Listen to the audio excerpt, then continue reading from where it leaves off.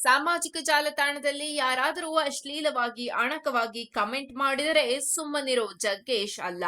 ಈ ಬಾರಿ ಅವರು ನೇರವಾಗಿ ಖಡಕ್ ಆಗಿಯೇ ಉತ್ತರ ಕೊಟ್ಟಿದ್ದಾರೆ. ಫೇಸ್ಬುಕ್ನಲ್ಲಿ ಉದ್ದನೆಯ ಪೋಸ್ಟ್ ಹಾಕಿ ತಮ್ಮ ಬದುಕಿನ ಕಹಿ ಸಿಹಿ ಅನುಭವಗಳನ್ನೆಲ್ಲ ತೆರೆದಿಟ್ಟಿದ್ದಾರೆ. ದೇಹ ಚೆನ್ನಾಗಿಟ್ಕೊಂಡಿದ್ದೇನೆ, ತಲೆಗೆ ದೈ ಹಾಕೊಂಡಿದ್ದೇನೆ ಅಂದ್ರೆ ನಿಮ್ಮ ವಯಸ್ಸಿನವನು ಅಂತ ಭಾವಿಸಬೇಡಿ ಅನ್ನೋ ಸಾಲಿನಿಂದಲೇ ಅವರು ತಮ್ಮ ಮಾತು ಆರಂಭಿಸಿದ್ದಾರೆ.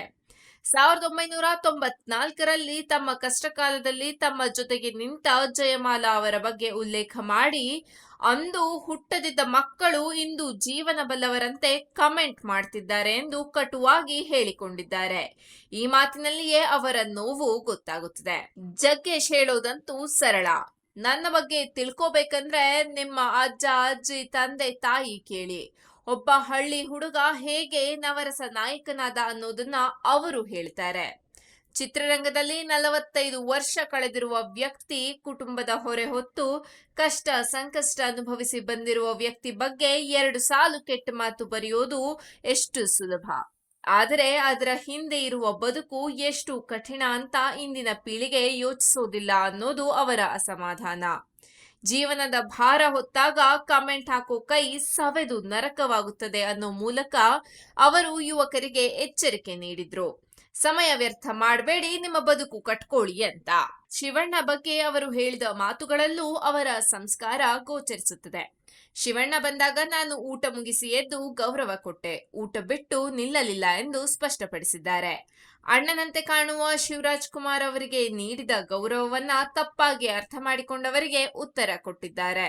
ಅವರು ನನ್ನ ದೇವರ ಮಗ, ಜೊತೆಗೆ ನನ್ನ ಕಷ್ಟ ಕಾಲದಲ್ಲಿ ಅವರ ಜೊತೆ ನಟಿಸಲು ರಣರಂಗ ಚಿತ್ರದಲ್ಲಿ ಇನ್ನೊಬ್ಬ ನಟನ ಬದಲಿಗೆ ನಾನು ಬೇಕೇ ಬೇಕು ಎಂದು ಅವಕಾಶ ಕೊಡಿಸಿದ ಬಂಧು ಎಂದು ಶಿವಣ್ಣನವರನ್ನು ಹೊಗಳಿದ್ದಾರೆ. ಡಾಕ್ಟರ್ ರಾಜ್ಕುಮಾರ್ ಜೊತೆ 17 ವರ್ಷಗಳ ಸಂಬಂಧದ ನೆನಪುಗಳನ್ನು ಅವರು ಹೆಮ್ಮೆಯಿಂದ ಉಲ್ಲೇಖಿಸಿದ್ದಾರೆ.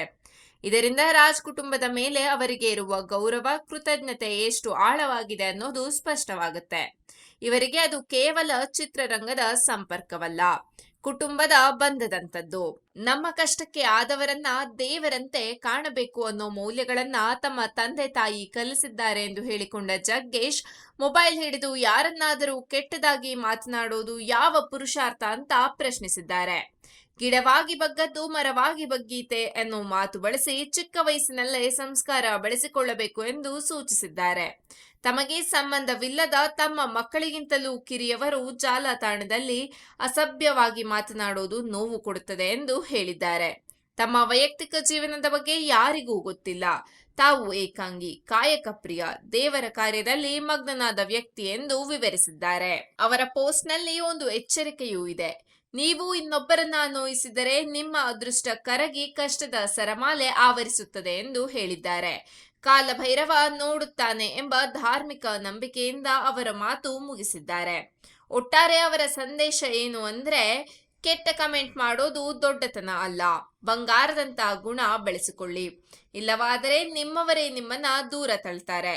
ನಾನು ಯಾರ ಸಹಾಯವಿಲ್ಲದೆ 45 ವರ್ಷ ಚಿತ್ರರಂಗದಲ್ಲಿ ನಿಂತಿದ್ದೇನೆ. ಹಳ್ಳಿಯಿಂದ ದಿಲ್ಲಿಯವರೆಗೆ ಆಶೀರ್ವಾದ ಪಡೆದಿದ್ದೇನೆ. ತಂದೆ ತಾಯಿ ವಂಶಕ್ಕೆ ಒಳ್ಳೆ ಮಗನಾಗಿ, ಗಂಡನಾಗಿ, ತಂದೆಯಾಗಿ, ತಾತನಾಗಿ ಬದುಕಿದ್ದೇನೆ.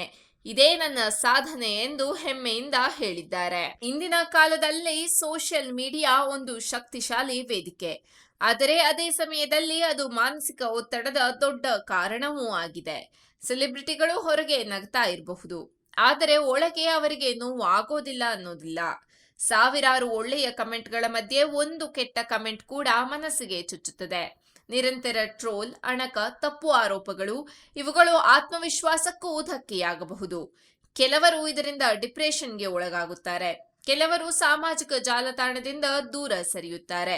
ಜಗ್ಗೇಶ್ ಅವರಂತ ಹಿರಿಯ ಕಲಾವಿದರಿಗೂ ಇಂತಹ ಮಾತುಗಳು ನೋವಾಗುತ್ತವೆ ಅಂದ್ರೆ ಯುವ ಕಲಾವಿದರ ಸ್ಥಿತಿ ಹೇಗಿರಬಹುದು ಅನ್ನೋದನ್ನ ಊಹಿಸಬಹುದು. ಹೀಗಾಗಿ ಜಗ್ಗೇಶ್ ಅವರ ಈ ಪೋಸ್ಟ್ ಕೇವಲ ಕೋಪದ ಪ್ರತಿಕ್ರಿಯೆ ಅಲ್ಲ, ಅದು ಒಂದು ಹಿರಿಯನ ಹಿತವಚನ. ಯುವ ಪೀಳಿಗೆ ಸ್ವಲ್ಪ ಯೋಚಿಸಿ ಮಾತನಾಡಲಿ, ಹಿರಿಯರಿಗೆ ಗೌರವ ಕೊಡಲಿ, ತಮ್ಮ ಸಮಯವನ್ನ ಸಕಾರಾತ್ಮಕವಾಗಿ ಬಳಸಿ ಬದುಕು ಕಟ್ಟಿಕೊಳ್ಳಲಿ ಅನ್ನೋ ಆಶಯ. ಜೊತೆಗೆ ತಾನು ಎಲ್ಲಿ ನಿಂತಿದ್ದೇನೆ, ಯಾವ ಮೌಲ್ಯಗಳೊಂದಿಗೆ ಬದುಕಿದ್ದೇನೆ ಅನ್ನೋದನ್ನ ಸ್ಪಷ್ಟಪಡಿಸುವ ಪ್ರಯತ್ನವೂ ಹೌದು. ಒಟ್ಟಾರೆ ಜಗ್ಗೇಶ್ ಕೊಟ್ಟ ಸಂದೇಶ ಒಂದೇ, ಅಣಕದಿಂದ ದೊಡ್ಡವರು ಆಗೋದು ಸಾಧ್ಯವಿಲ್ಲ. ಗುಣನಡತೆಯಿಂದ ಮಾತ್ರ ಮಾನ್ಯತೆ ಸಿಗುತ್ತದೆ.